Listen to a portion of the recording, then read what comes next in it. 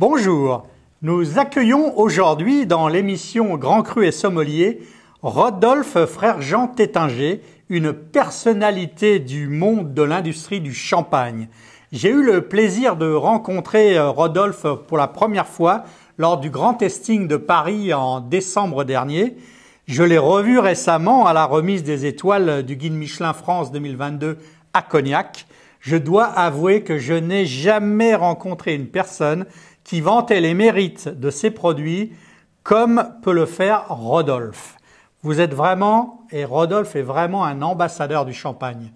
Bonjour Rodolphe. Bonjour Emmanuel. Alors, merci de nous accueillir dans votre propriété ici à Avise, dans ce petit village. Rodolphe, vous êtes à la tête avec vos deux frères, Guillaume et Richard, de la maison de champagne Frère Jean Frère. La première question que je souhaite vous poser, comment se porte le champagne aujourd'hui? Déjà, tout d'abord, Emmanuel, je tiens à vous dire bienvenue. On est ravis de vous avoir chez nous. Chef et Bolide, aussi un magazine que j'aime énormément. Le champagne se porte bien. On est fiers de pouvoir dire que le champagne se porte plus. D'ailleurs, ne s'est jamais aussi bien porté. On est passé de quasiment 245 millions de bouteilles en 2020 à 320 millions de bouteilles en 2021. Je parle là de toute l'appellation, hein, pas de Frère Jean Frère. Frère Jean Frère, c'est une petite maison à taille humaine. Mais l'appellation se développe dans le monde entier et on est fiers de voir que le nom et l'AOC Champagne résonnent de plus en plus.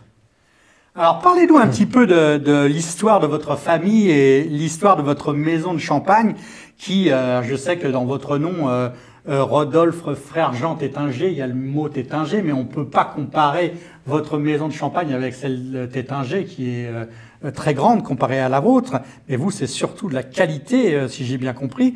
Qu'est-ce qui vous différencie de cette maison Tétinger? Alors, déjà, tout d'abord, plus grand respect pour, bien sûr, mes cousins du champagne Tétinger. On est très fiers que la maison Tétinger soit portée par nos cousins. Ils font un travail remarquable. La maison Frère Jean Frère, c'est autre chose. C'est vraiment mes frères et moi, déjà comme le nom l'indique. Et c'est une approche qui est très différente.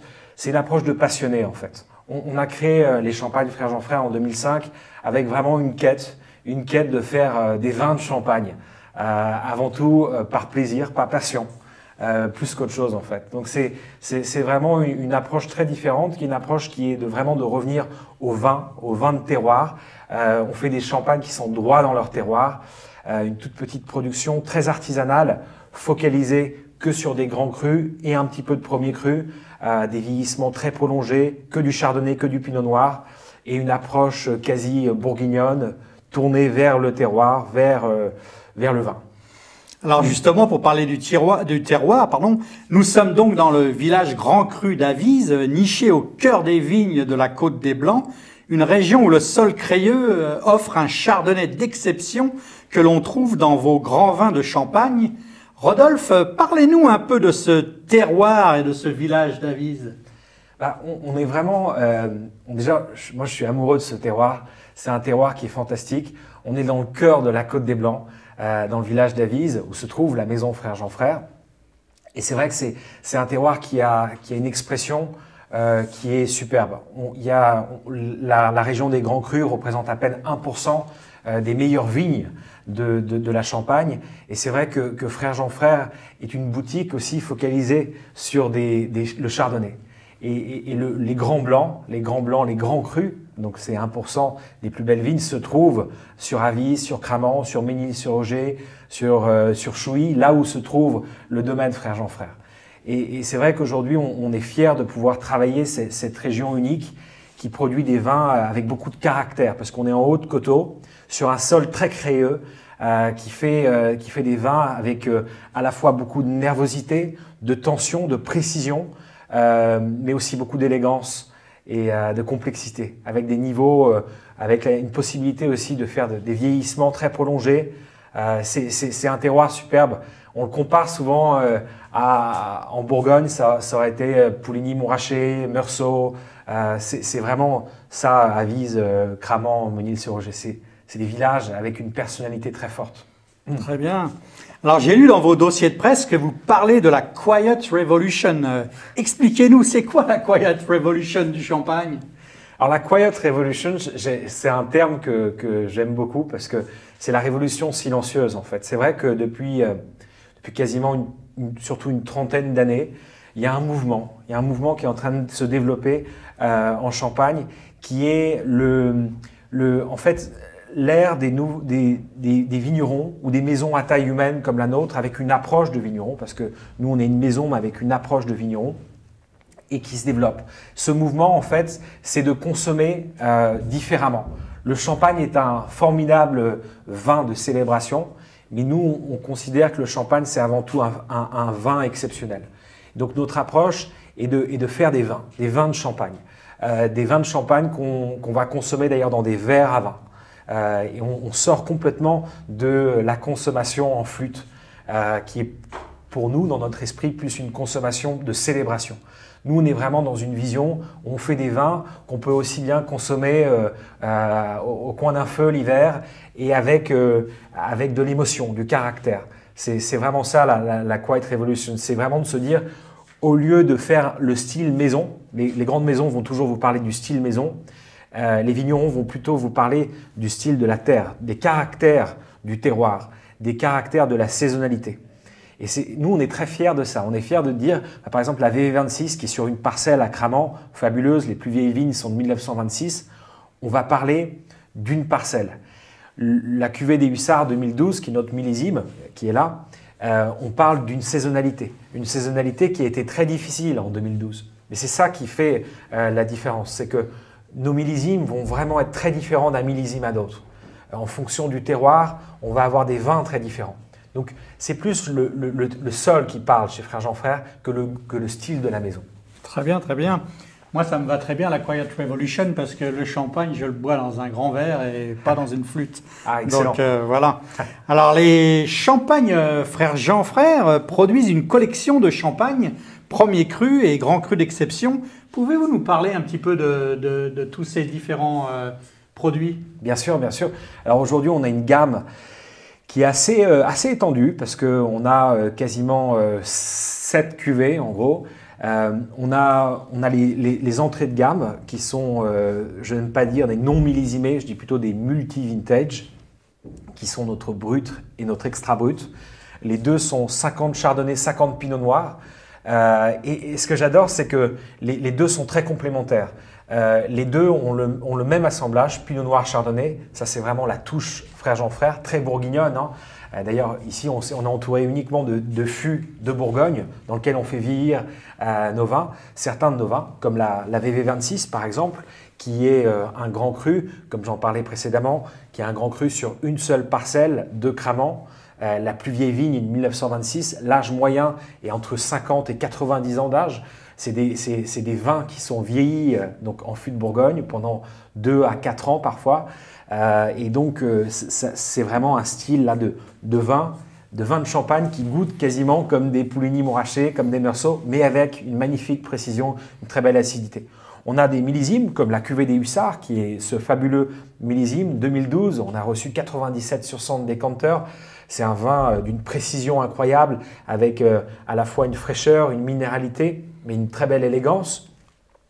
Et puis aussi, on a des blancs de blanc, on a des rosés, et puis on a quelques cuvées assez uniques, comme par exemple la cuvée 2008 Hussard qu'on a fait vieillir sous l'océan en expérience. On fait pas mal de petites expériences pour tester. On réfléchit même peut-être à faire un coteau champenois 100% embonné de notre belle parcelle à embonner. On fait des vins rouges avec beaucoup de caractère. Enfin bref, on essaye quand même de rester sur une gamme cohérente parce qu'on est forcément tenté d'expérimenter. Mais de plus en plus, on commence… la maison est encore jeune, hein. Elle a été créée en 2005. Donc on est encore à la fin de notre adolescence sur la maison. Mon grand-oncle Claude Tétinger me disait toujours une maison de champagne, ça prend 20 ans à construire. On y est presque, et on arrive à un stade qui est très intéressant. Alors justement, vous parlez de votre magnifique maison de champagne. C'est quoi les ambitions pour votre maison de champagne ? Les ambitions de notre maison de champagne, elles sont belles, parce qu'on a des belles ambitions. On n'a pas des ambitions de volume. On ne veut pas faire des millions de bouteilles, pas du tout. D'ailleurs, c'est vraiment tout l'opposé de notre approche. Notre approche, c'est de se focaliser sur des grands vins. Nous, on veut faire des grands vins de caractère. Donc, dans cette quête-là, on est sans arrêt en train de aussi développer notre domaine. Là, on est en train de racheter quasiment 4 hectares en Grand Cru. Donc, on est dans cette approche de développement, mais de développement très focalisé que sur des grands crus. L'idée, ça serait de passer, on fait environ 120 000 bouteilles par an. L'objectif, ça serait peut-être d'atteindre 300 000 bouteilles dans 5 ans. Ça serait ça notre objectif. J'ai une vraie passion pour ces maisons à taille humaine comme Jackson, comme Philippona, qui sont des maisons qui nous parlent beaucoup et qui n'ont pas vendu leur âme et qui ont toujours une approche de vigneron. Et c'est ça aussi, Frère Jean Frère. C'est une maison qui a cette approche de vigneron. Et donc, notre ambition, c'est d'aller encore plus vers là et d'essayer de rayonner comme ce que nous faisons. Aujourd'hui, on travaille avec plus de 200 étoilés Michelin à travers le monde. On va en parler d'ailleurs. On va en parler avec plaisir. Alors moi, je pense personnellement que la maison de champagne Frère Jean Frère est le champagne de la haute gastronomie et du guide Michelin cette année. D'ailleurs, vous étiez le partenaire officiel, si je me souviens bien, de la soirée de remise des étoiles 2022 du guide Michelin France. Qu'est-ce que cela vous apporte, ce type de partenariat ? C'est un partenariat, déjà on est honoré de travailler avec le guide Michelin parce que le guide reste l'institution numéro 1 la plus objective pour sélectionner les grandes tables de ce monde. Et c'est vrai que nous, on fait des champagnes de gastronomie. On fait des champagnes qui sont faits pour être bu lors d'un repas. Et donc de pouvoir être servi dans ces grandes tables du monde, travailler avec ces grands chefs, comme Alexandre Mazia, qui est un de nos champagnes, 3 étoiles au guide Michelin. Bien sûr, qui est un chef avec qui on travaille énormément, mais on a la chance de travailler avec plein d'autres chefs comme Guy Savoy ou d'autres un peu partout dans le monde. Et ce qui est très intéressant, c'est de voir que grâce à ce partenariat, on n'en fait qu'un en fait.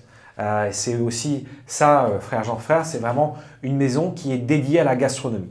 Et donc pour nous, c'est un vrai sens de pouvoir être le partenaire sur le guide Michelin France cette année, parce que c'est totalement en lien avec le style des vins qu'on fait aussi.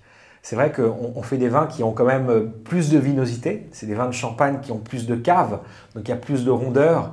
On est moins sur l'acidité des vins jeunes.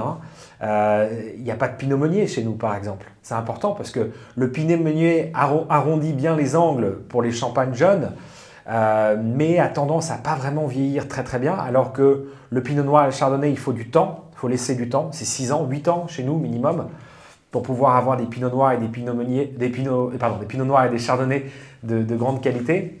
Mais donc ça fait des vins avec une très belle structure et une très belle précision qui se marient parfaitement avec des plats. Alors Rodolphe, j'ai une dernière question pour vous. J'ai entendu dire que vous prépariez pour 2023 une offre œnotouristique, comme on dit aujourd'hui, pour mettre en avant la maison Frère Jean Frère. Est-ce que vous pouvez nous en parler sans trop nous en dévoiler? Dites-nous-en un petit mot. Je vais essayer de ne pas trop en dire parce que c'est ça le problème avec moi, c'est que j'ai envie de… Mais c'est vrai qu'aujourd'hui, on est en train de mettre en place une très très belle offre qui va être à la fois avec une expérience scénographique, mais je ne peux pas trop en dire plus, une visite des caves avec des choses assez uniques. J'ai vraiment hâte de vous faire découvrir tout ça.